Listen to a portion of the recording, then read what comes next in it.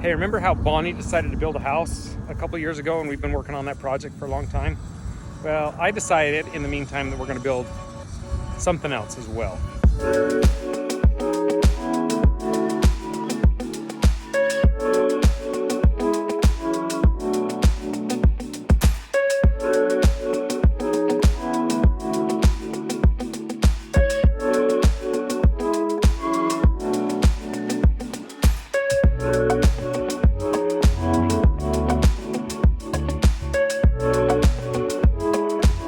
Part of the deal for us moving out here was Bonnie wanted a new house.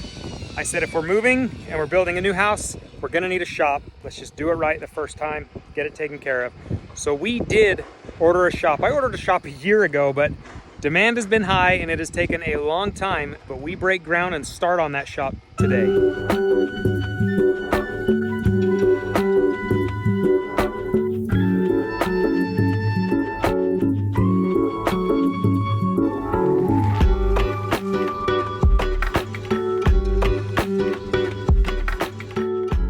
Good morning, you guys, and welcome back to today's task. We are pouring the footings of my shop. This shop has a little bit different kind of pour on it than the house did.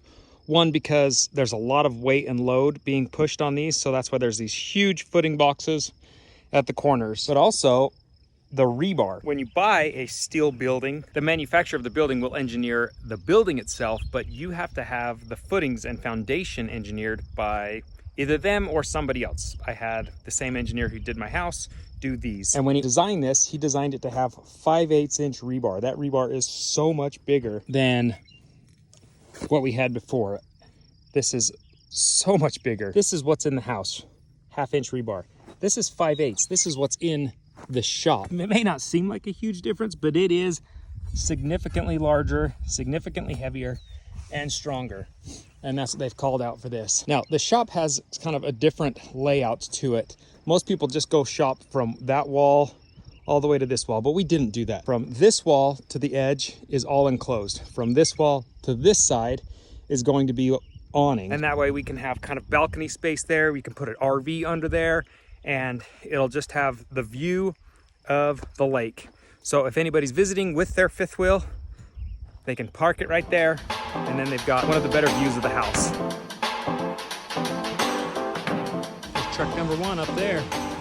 First 10 yards of concrete are here.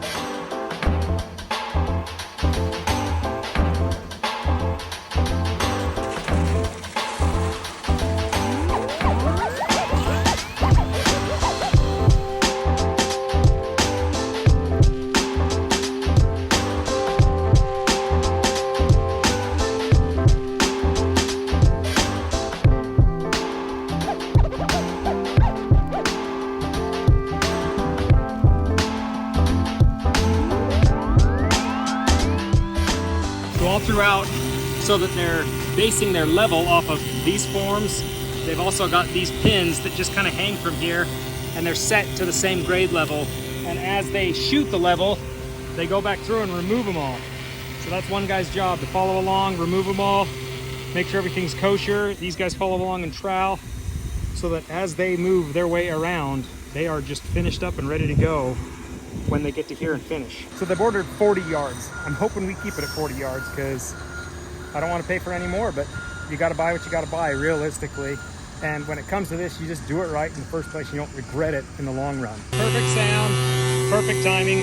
That's the remaining part of the footing, and that's the remaining amount of mud he's got, so that's perfect timing. So I saw these numbers cut into the concrete as they're kind of walking around and finishing everything, and I was wondering what they're for. Obviously a dimension to do with this at some point, but they're for their chalk lines. When they restring their chalk lines for square, they know this side, they come 14 inches off this corner, boom, that's it. This side, they know they come 17 off that corner.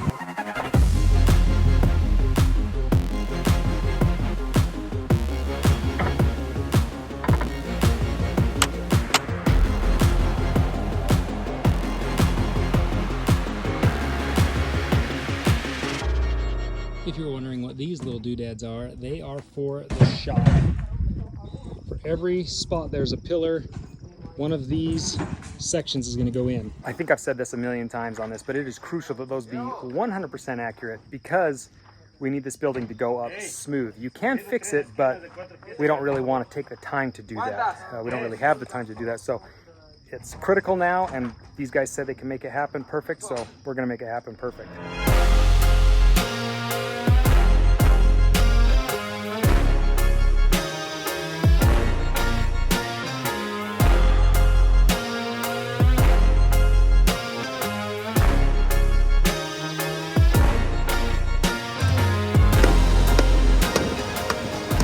As they're pouring their way around, you can see that there are these outcrops. These are part of the pillars that are going to hold the steel building up and over.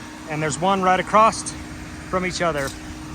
But we really don't want this pillar to squat out. Like if you put too much weight on the frame, it can pivot out. And that's called deflection, and we do not want that. So they've put in a lot of kind of overkill on the engineer, not overkill.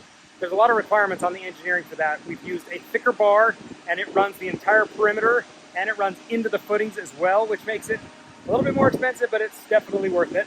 Number two is you have all of these bars. Now these bars are actually gonna run laterally, and they will run into the slab of concrete coming in on top. When the driver showed up with the pump truck today, he actually said he came dirty, which means he came from a pump, didn't do a full clean out, had about 1.5 yards in the pump system already there, and now they're getting 10 yards. 10 yards here, 10 yards there. And I'm not entirely sure how many full yards we'll need. I believe he said somewhere around 40 yards for the footings, for the foundation walls.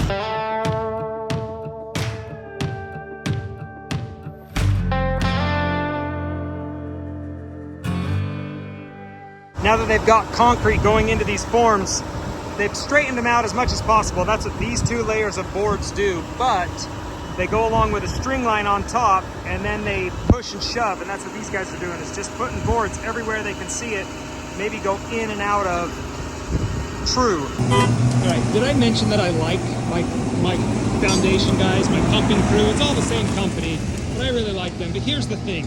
These bolts have to be dead center, but these guys did something I've never seen ever before. They took the prints, and the print says this edge of the bolts, from center of bolts to this edge, has to be 4 inches off of the back wall. So they took a piece of wood, cut it square, cut a line at 4 inches, the other line at the marker for the center of bolt, which I believe is another 4 inches, so that they can set this in place against the back wall, and it is 100% within dimensions.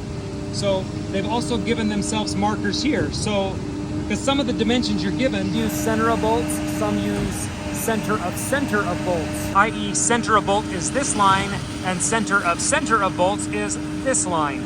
So they can put this one in place against the outside of the wall. So this touches the form, this comes into the pillar, drops down where it's at, and then they can shoot their tape to here to get a measurement, and here to get a measurement to verify that it is 100% accurate. I've never seen that done before, and that's genius to me. I think the most common theme I say is just as strange as they came, they're leaving the same. But these guys don't come strange, and they are not leaving strange either. They come prepared like a well-oiled machine, get in and get this done, lickety-split. This concrete was poured less than 24 hours ago, and it's ready to pull off. Now, it's not 100% cured, not to its full strength, but strong enough to pull the forms off and let it sit. And in a day or two, we can start backfilling it.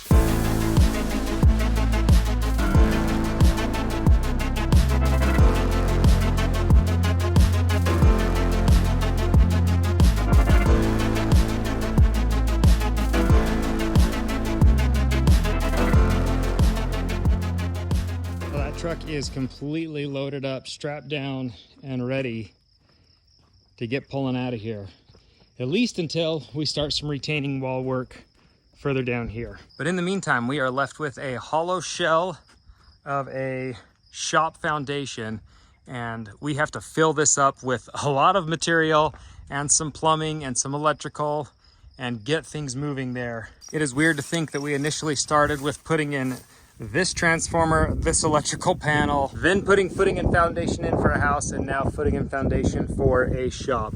That is a wild thing to think about, but I'm really excited about it. I'm excited to use the shop for a lot of different things. And if you guys have some ideas of maybe some content you want to see produced when we start building the shop, put that in the comment down below. So if you like today's video, give it a thumbs up. If you're new to the channel, hit that subscribe button down over here somewhere. If you don't want to miss any of the content that we put out every single Friday, hit the notification bell. That way you don't miss the next video on this shop or on the house. And you guys, the playlists for this house build will be down in the description, so make sure you click on that. Go back and watch the old videos if you're just coming to us now and are unfamiliar with what's gone on the whole Lean 13 and this entire new house build project. Go check it out. Until next time, we'll see you guys later. Bye guys.